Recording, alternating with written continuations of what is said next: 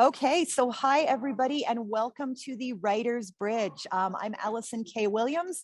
I'm the the author of 7 Drafts and the social media editor for Brevity Magazine. I've been making my full-time living doing writing and writing adjacent stuff for about 10 years now.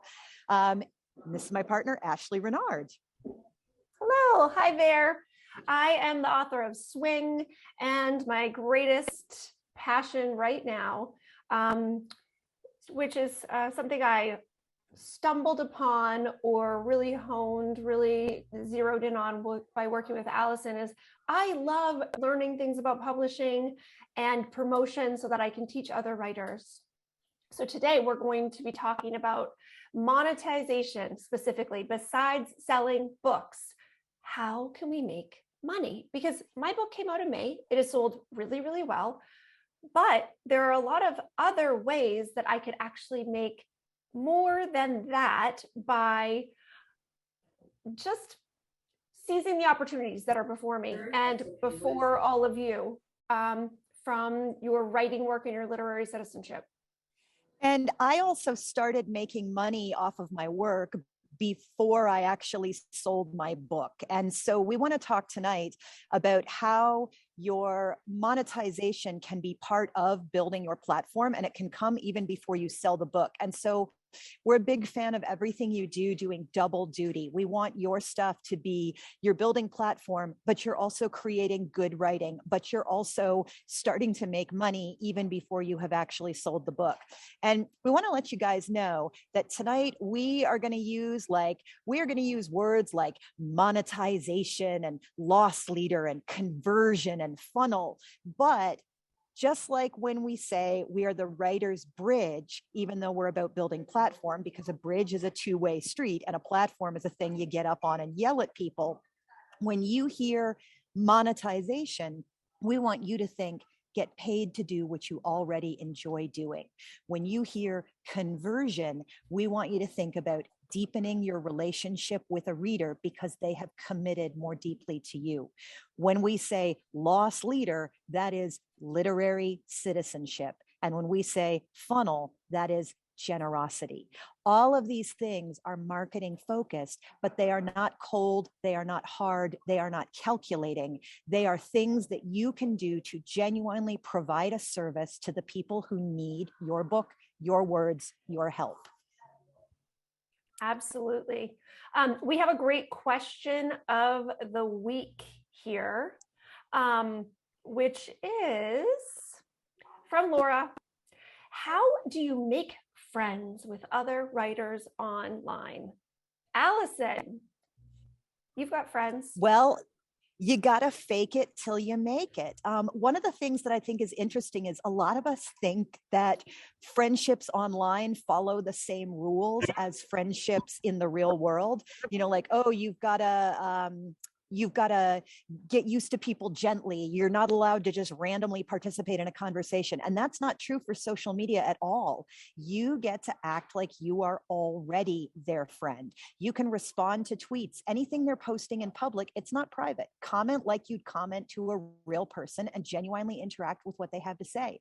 When you find people you like, follow them on multiple platforms. They did a study years and years ago about how do people get to know each other. How do people make friends? And they studied people in a college campus, and the people whose dorm rooms were next to the stairwell turned out to be the most popular. And it was because they saw people the most often. So when you find someone you like on Instagram, go find them on Twitter, send them a friend request on Facebook, join groups that they're a part of. It helps you be in places where you can interact and where you can get, that constant low stakes interaction. If you're really shy, start small. Go with, that's a good idea, or I really enjoyed reading this, or what a great picture. And then you can maybe move to questions, ask them to explain their idea further, or ask them for advice. Everyone loves giving advice. Ashley, anything you want to add to that? They truly do. They truly do. One of the things that I did when I came from figure skating to writing was I made the most out of that publisher's marketplace membership, and I searched for who represents. So for my 10 top agents, I looked at about a dozen or 2 dozen authors from each of them, and I followed all of them on social media, and I turned notifications on. And I started to get an idea really quickly of which people I would be friends with in real life. Then I would watch their stories, I would react to their stories. Everybody who posts something on their little phone is wondering, will anybody like it? Does anybody like me? Liz Gilbert, an interview right when City of Girls was coming out, said, this is how I spend my day. I do this and I do that. And then I just keep checking my phone. I keep checking social media to see if anybody likes me. Okay, it doesn't matter what degree of success you've achieved. Everybody wants that little reaction, the laugh, the thumbs up, the thank you. So just reacting to someone's stories, that goes directly to their direct messages on Instagram. That's a nice way to just say, hey, I see you and I appreciate the things that you're putting out into the world. If they also see you're a writer, you might get a follow back just from that one DM. I'm just talking about like mid-level authors here. If an author already has several 100,000 or 1 million followers, maybe not. But I did have a brand question, a monetization question that I will talk about later in this meeting. I messaged someone who had 2 million followers, and she got back to me with my answer in 5 minutes, because I asked it really with a lot of graciousness, and she got back to me. So you never know what's going to happen. Just be there to just give support to people, and it will start coming back to you. So as we talk about making money, one of the things to know about writing is that most of getting paid to write is getting paid to have written. Very rarely do people get the kind of advances that let them just focus on writing their book for a year or whatever. Most of the time, you're going to make more money off of monetization that is not directly selling your book, unless your book is extremely commercial, in which case you will also make money off of your book. One of the things we want to say right off the top is, as much as you can, please try to make things that are recordable and reusable. Ashley, you used to do Clubhouse. Why don't you do Clubhouse anymore? Because it is not recorded, and that hour that I spend having fantastic conversations with other writers and potential readers for all of us just goes into the ether. I would rather spend that time recording a webinar or recording even my own 30-second videos, 4 30-second videos of my own that then can go on multiple platforms. Exactly. And so when I make stuff, I try to make stuff that I can use over and over again. So for example, I wrote a lot of blogs for Brevity for free, many of which got recycled into my book, Get Published in Literary Magazines, and into my second book, 7 Drafts. So those things did triple duty. They let me practice writing about what I want to talk about. They became actual sellable material. And in the meanwhile, they built my reputation as an expert who talks about these things. If you are doing, say, Scooter, sorry guys. If you are doing, say, webinars, always record your webinars, even if it's not a sellable webinar. Like a lot of times a live webinar is just not necessarily a sellable product.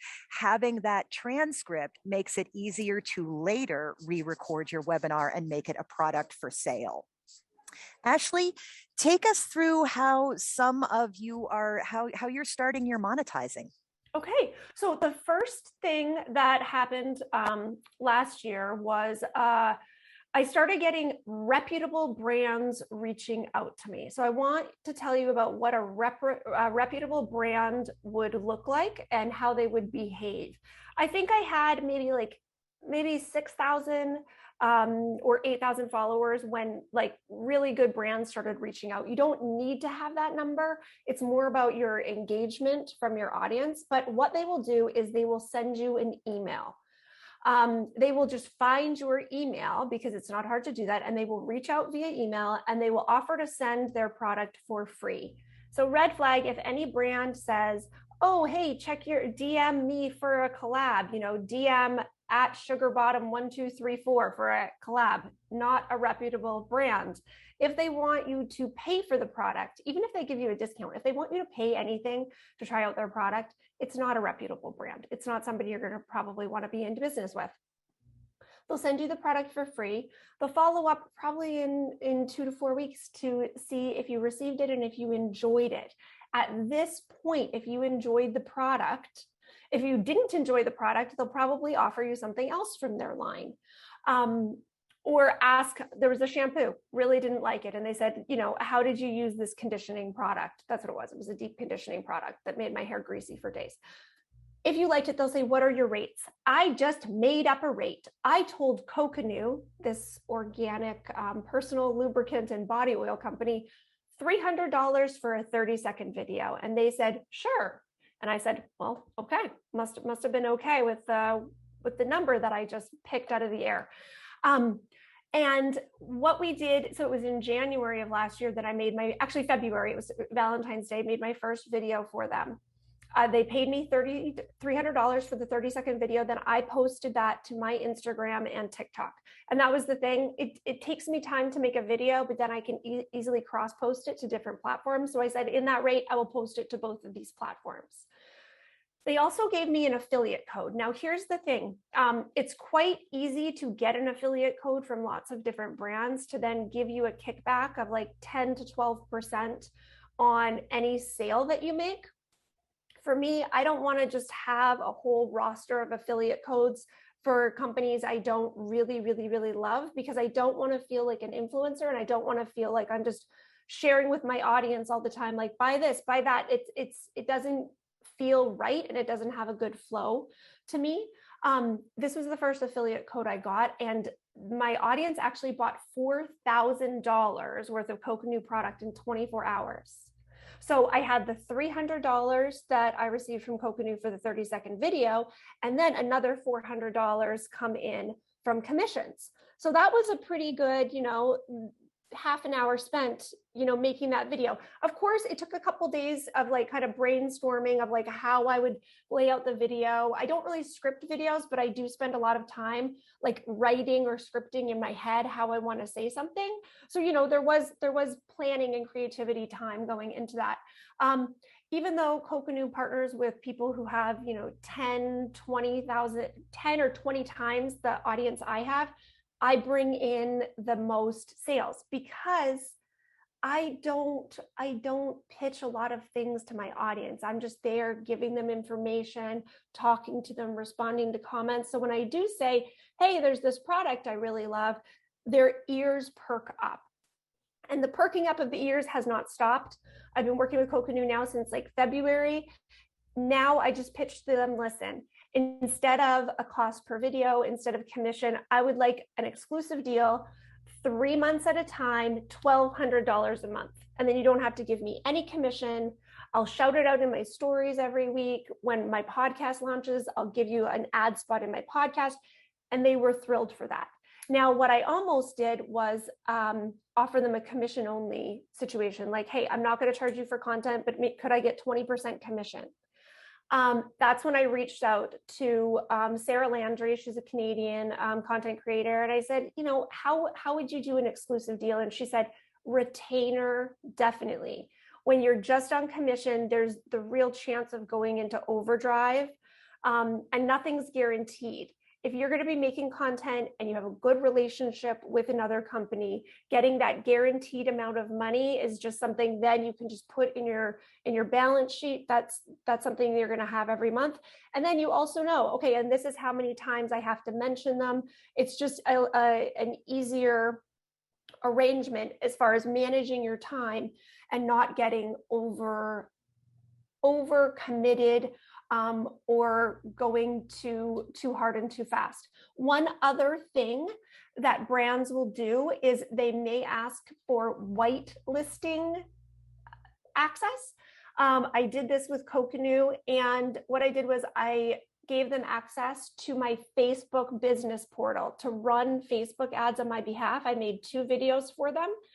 They upload them, like you can add somebody just as an admin, so they don't have access to you or billing things or anything, but they can put content up there and they can run ads. And then I got 5% of their ad spend every month. So there are different ways that this can work.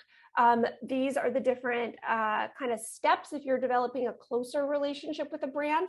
Now, there are times. Hang on a sec, Ashley. Yeah. I just want to point out something, because somebody asked, hey, who reaches out to writers like this? the people who want to sell things that are not writing things are a lot more likely to reach out based on your topic than on you being a writer.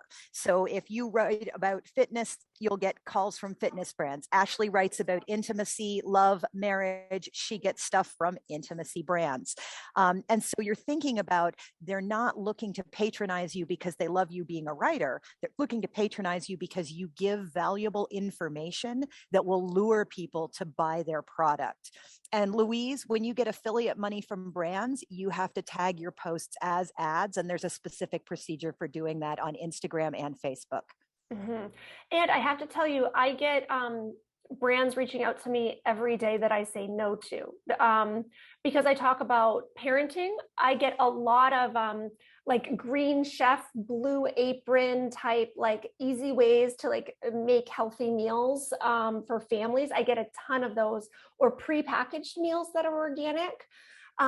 One I did say yes to, and I'm waiting for my very fancy robot vacuum slash mopper. It's Narwhal. It's like over $1,000 for this robot vacuum mop 2-in-1, because I talk about getting kids to clean the house. So that is actually something some people get excited about Disney vacations. I really love clean floors. So there's a whole range. I get a ton of requests to do like keto diet and weight loss things, and I just always respond, I do not do anything diet related. I will not. So there are a lot of things that may be a match for other people that are not a match for me. So Jennifer asks, what if your interests are varied? Right now I'm writing personal essays, a cold case I helped solve that hopefully go to trial next month, and vintage soap operas. Okay, those are your content buckets. When you really zero in on those and start to let the creativity flow on how you want to talk about those things, more people will be attracted to you.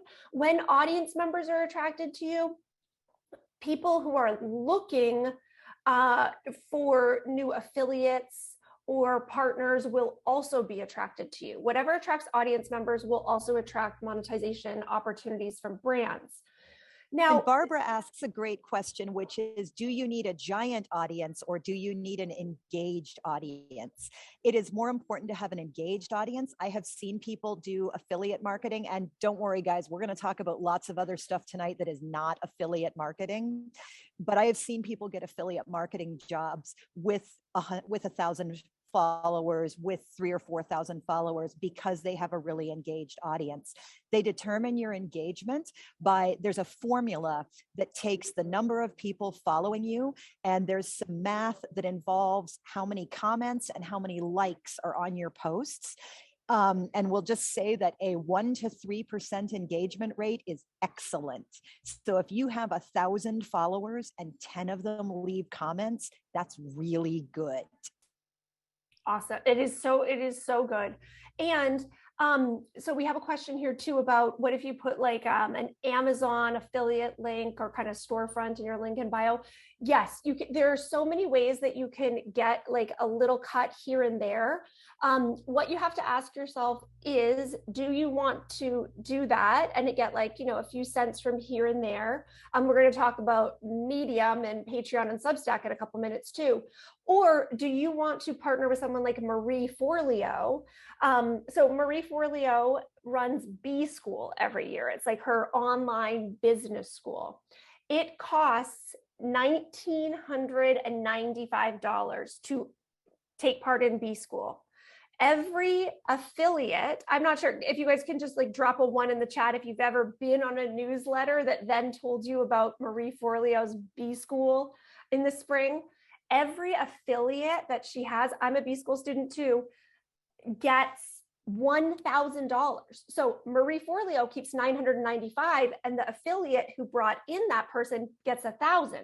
So she has this army of people using their email lists, using their email lists to promote her because she gives them a big kickback.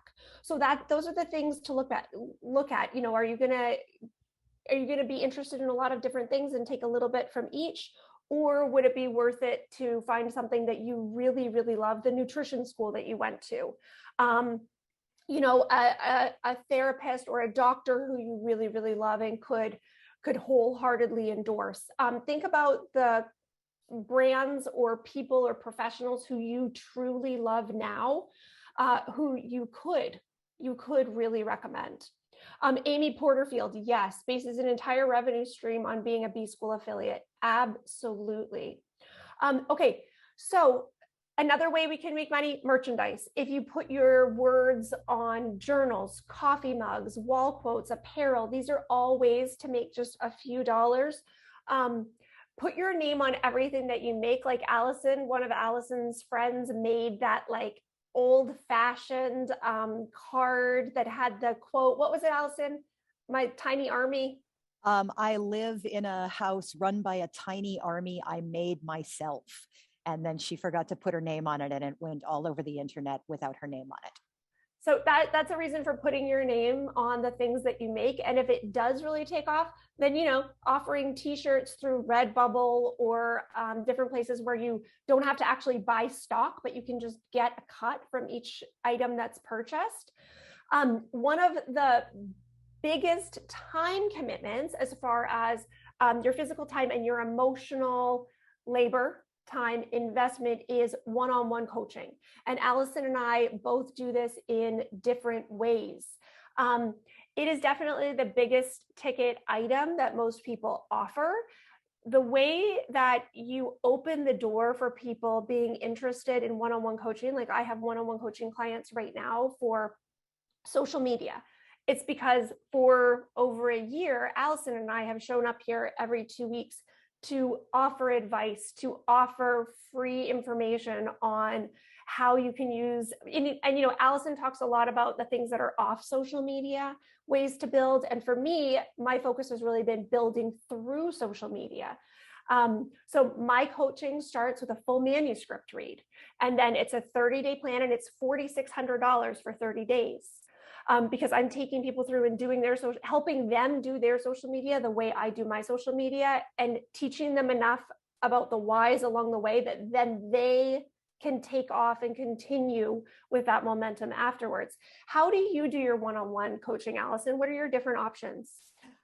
So I have taken from, and I think this takes us into stuff that is not so much affiliate marketing. It's more, to be honest, it's the heroin dealer way of marketing. First one's free. You know, wouldn't you like to spend time with cool people? Wouldn't you like to hang out and do something fun and new and kind of edgy? So by writing for the Brevity blog for free, I managed to establish myself as an expert. And by writing these blogs, I taught myself, well, what do I think about this topic? How do I phrase this in a way that teaches another person? I built the editing business by editing for friends for free so that I had experience, and I felt like, okay, yes, I can do this. I do feel okay charging money for it. The first time I went to Hippocamp, I went for free and I taught a big workshop. And at that point, they were paying on a percentage basis. And I think I made $11, you know, on this workshop. But enough people, Scooter, enough people left that workshop feeling like, oh, hey, I like how Allison teaches, that it led to other paid things.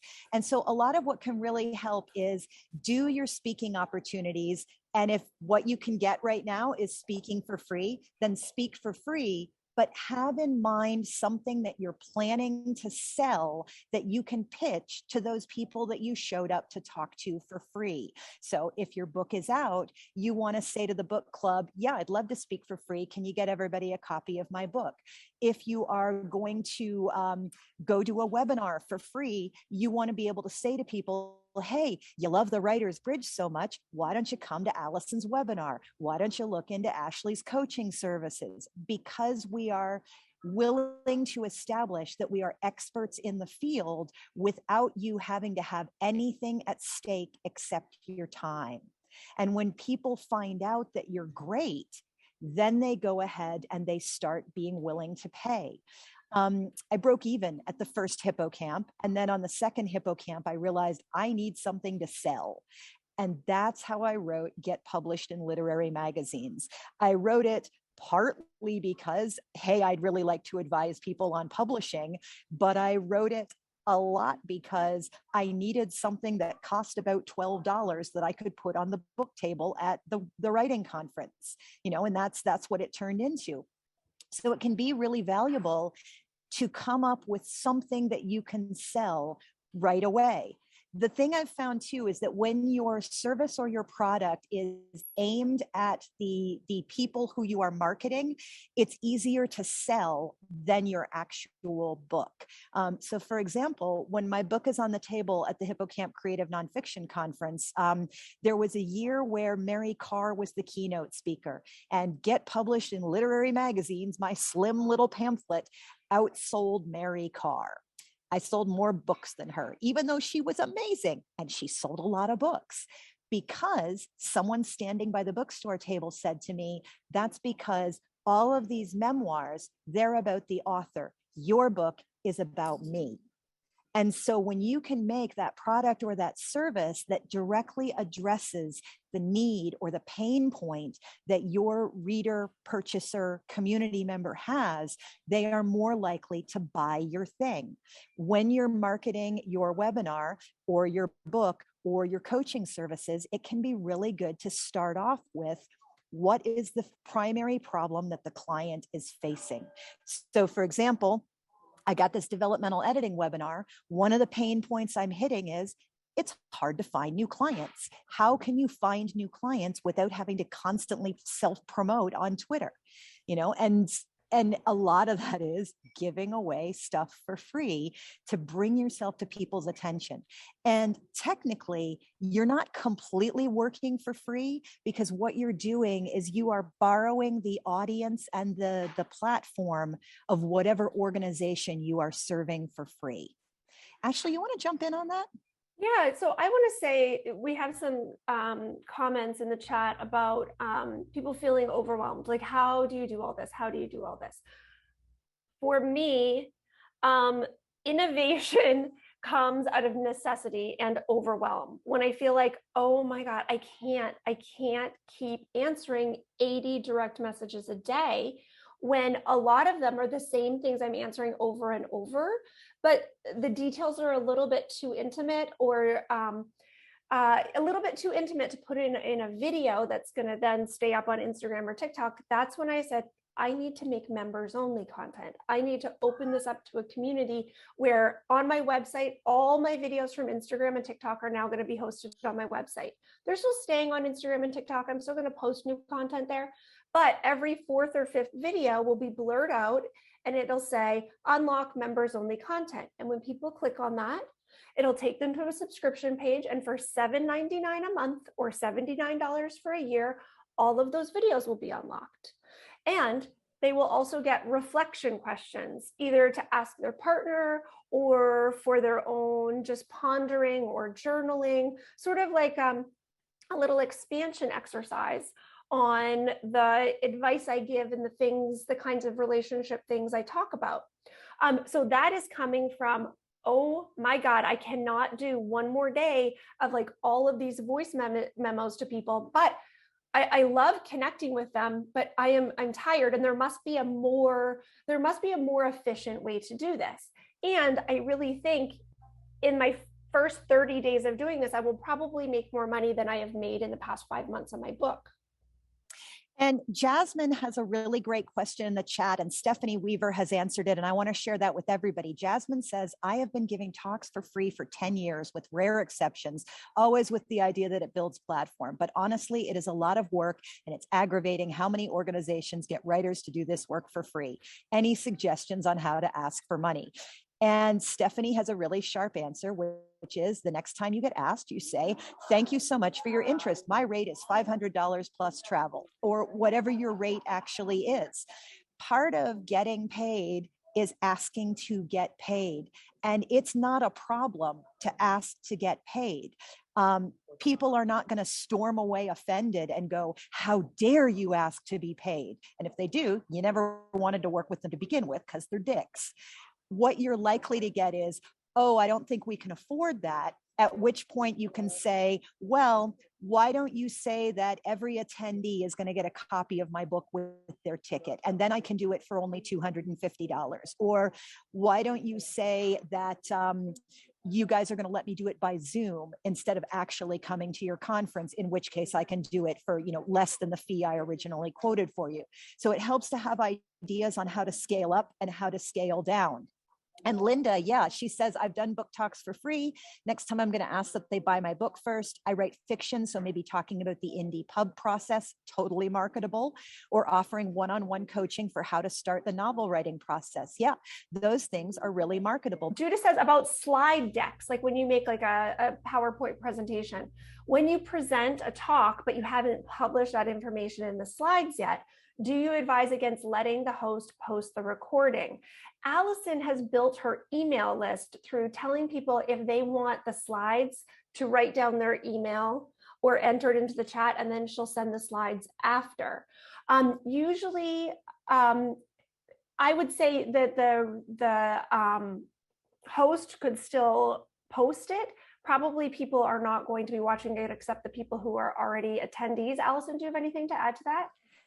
Yeah, I mean, whenever I speak at a conference, I always say, give me your emails or your business cards so that I can control who gets those slides. It's very rare that people repeatedly watch your material. It is more likely to be a loss leader where people go, oh, I really like this person. I really like what they have to say. Let me find out more.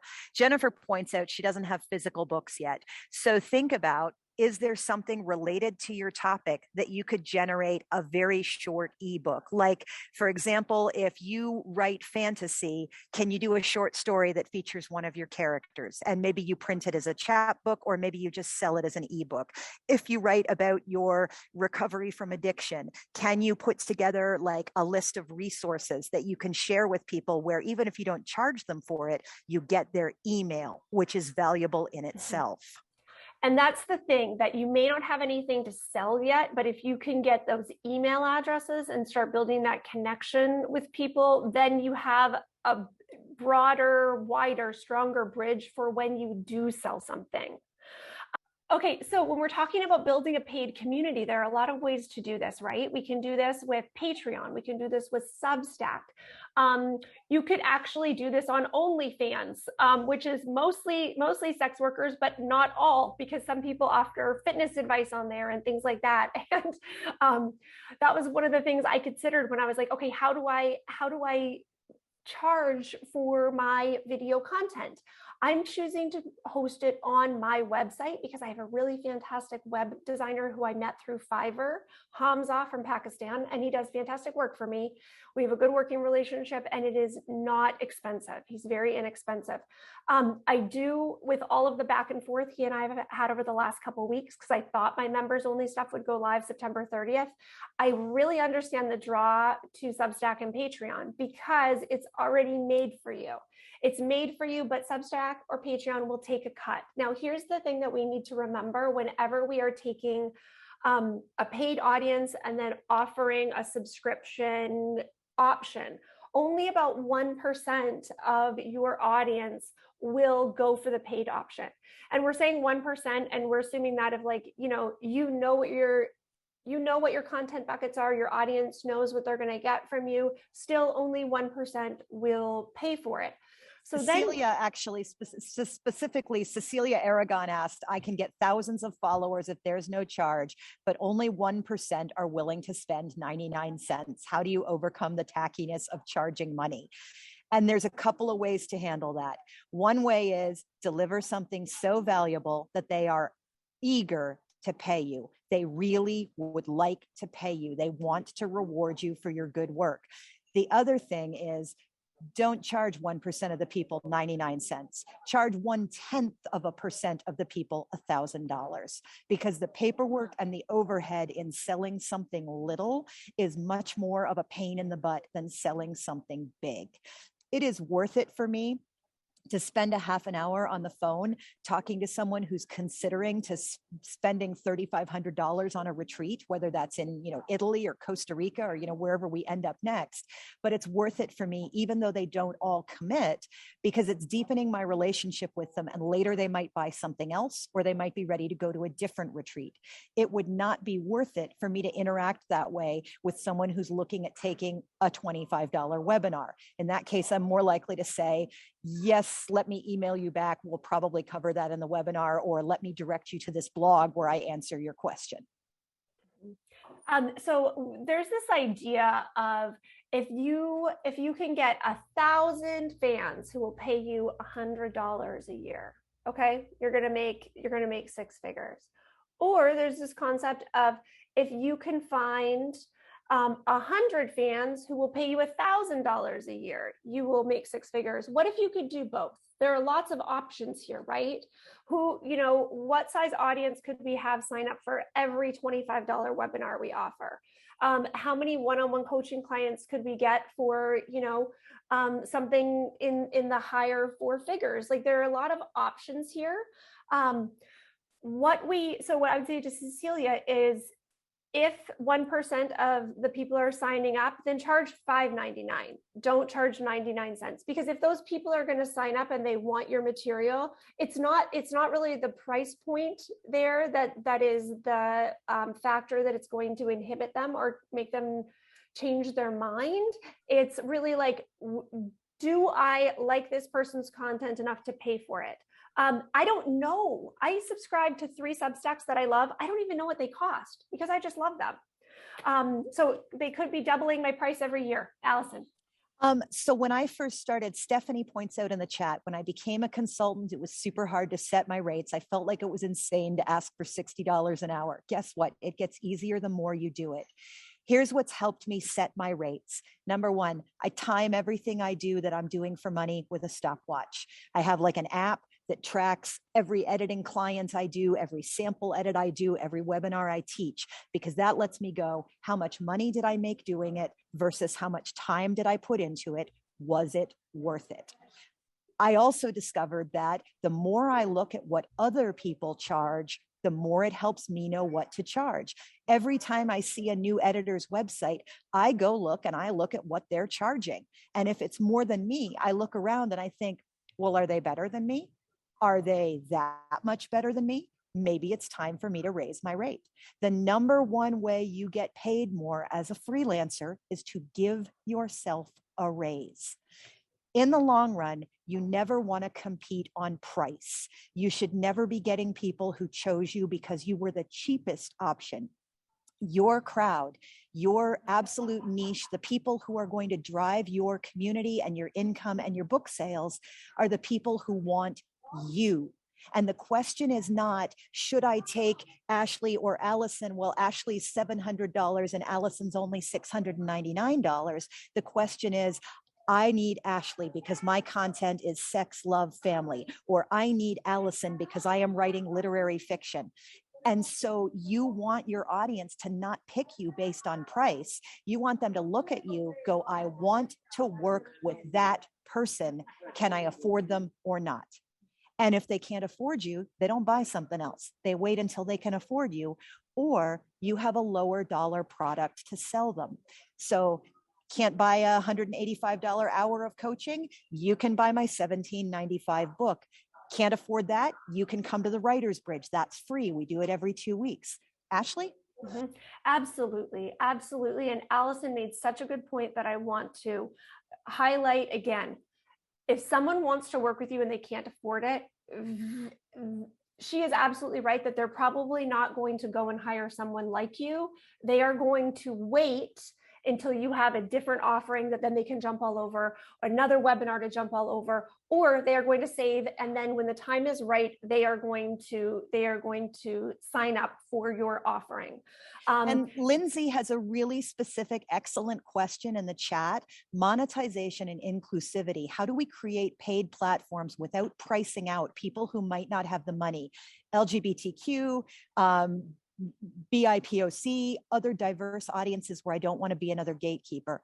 That's where it's really valuable, number one, to have different levels. There's stuff that's free. There's stuff that costs a little. There's stuff that costs a lot.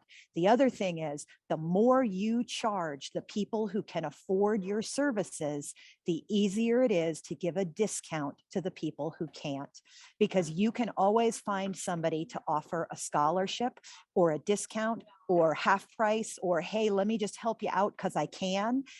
You will help more people by actively looking for people you can help than by pricing yourself at a level where they can all automatically get to you. Let's just highlight that as well. Charging really, really good money is then going to give you more money to offer a 50% off or offer a free scholarship for one or two people. Absolutely. And you can also grandfather people in. I have had the same life and business coach for 23 years at this point. She conducted my second wedding. She has been with me through 3 distinct and separate businesses, through 3 distinct and separate phases of life, and everything she does helps me be better at it. I pay her a retainer of like $1,000 a year. And sometimes we talk more often, sometimes we talk less often. I know that she's also doing corporate work where she's charging $400 or $500 an hour. She knows I can't pay it, but she knows that she wants to talk to me and that our relationship matters. So you can always grandfather people in as well.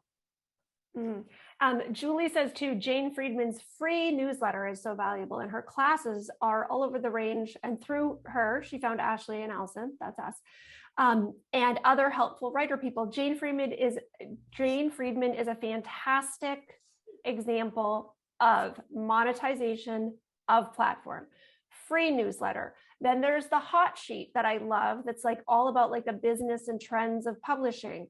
Then she has webinars. She does a 50-50 split with her instructors for her webinars. It's brilliant because she is hosting and then amplifying that person's voice to her audience. But then that person who she's partnering with to host the webinar is then letting their audience know about Jane and about the specific offering. Okay. And you can afford to do a webinar that, like, when I do a webinar for Jane Friedman, it only costs $25 to attend. I spend probably 18 to 25 hours preparing for a Jane Friedman webinar on top of the 90 minutes or so of setting up, teaching it, cleaning up. But it is worth it because when you charge $25, you can get 500 people to come to it. And then it really is worth the amount of hours that go into it. And that's where timing really helps you know what to put your time in, because what makes the money. And I am teaching for Jane Friedman for the first time in March. I did not have the guts to say a year ago, hey, Jane, I have some ideas I'd like to teach for you. I have amplified her blog. I've shared things. She and I have been on some panels together. Then she asked if she could interview me. And then I said to her, hey, Jane, I would love to teach for you if you'd ever want it. And she's like, all right, I think my people would like this. She knows really specifically what her people would like and what she wants from me. And then I'm going to have to show her my slides. I mean, it's going to be, I have to be very prepared for Jane because she wants a certain level of quality for her people. But if we could sell out that webinar, that is going to be the most money I've ever made in 60 or 90 minutes. So there are a lot of opportunities here, but it's about really making people believe you're an expert by sharing the information freely that then can lead to these opportunities. So before we wrap up tonight, we want to give you our absolute top tips. We also want to tell you what our next meeting is about. Brian Watson is also going to post in the chat because Brian and Kristen Paulson Nguyen are doing a book proposal work together support group. Brian's going to paste that information in the chat so that you can get in touch and find out more. But basically, it's an opportunity for people as a group to work together on their book proposals, share information, encourage each other, help each other. It is going to be free. It is a great introduction because later maybe Brian wants to sell you a book. Later, Kristen maybe wants to sell you how to title your book because she is the title doctor. So my top tip for today is figure out what your ideal client's biggest pain is. What is their pain point? For me, one of the big pain points for my ideal client is I don't have the time and focus at home to write. I need encouragement. I need peer support. I need to be in a place where it is harder to disturb me. And so that's something that I address, which can be shut the door and do an hour-long webinar with me, or which can be get on an airplane and come to Italy, because the pain point is I want to be able to focus on my writing. And so my top tip for you is look at what is your ideal client's number one most painful thing that you can help them solve. Ashley, what's your top tip? My top tip is know how to check your analytics, know, roughly how many followers you have, then ignore that and ask yourself, how many real conversations are you having a day with people? Are you having 5? Are you having 10? For the last year, I've had about 80 real conversations a day. So I know what people like about me. I have figured out through those conversations, wow, I really do have a way of explaining these kinds of things, or offering support in this way, or just listening in a way that makes people feel safe and vulnerable, and that they can trust me and each other. Men are starting to give advice to each other in my comments threads now. Say long comments, long vulnerable comments saying, hey man, it's hard if you want to DM me. There's a community aspect that's starting to grow as well. Have real conversations.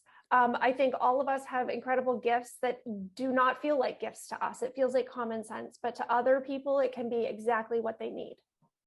Exactly. Ashley, what are we talking about next meeting? We are talking about how to take your written content and make it video content, all right? For Instagram Reels, how to talk to your audience in your stories, how to get more comfortable on video. What if you don't and will not be face to camera? That's fine. There are lots of ways to show your story and what, fiction or nonfiction, and present it to your audience. Video is what every algorithm is crazy about right now, just wildly in love with. I interviewed my cat for TikTok and it worked well. I need to see it, please. So yes, we can really use video to our advantage, and we don't need to be afraid of it. So we're gonna go through some simple tips for getting more comfortable. So happy writing, everyone. Feel free to unmute yourself for a happy and joyful goodbye, and we will see you again in 2 weeks. There will be a prize for anyone who can guess where I will be then. Thanks so much, everybody. Bye, everyone.